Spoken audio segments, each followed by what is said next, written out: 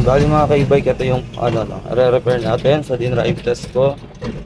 Ang issue nito, masyado siyang malikot yung manibela. Masyadong malikot yung manibela. Yan, tapos may naalog. Ingay masyado. Okay, bali, inayos na rin to. Pero hindi nakuha. So, susubukan ko naman. Susubukan ko naman na ako yung mag-aayos. Ayan.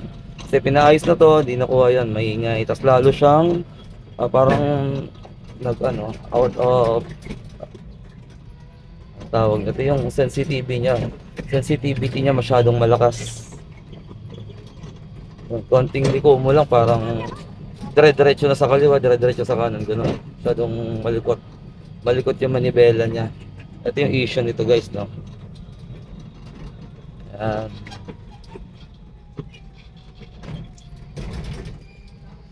Yan yung issue niya.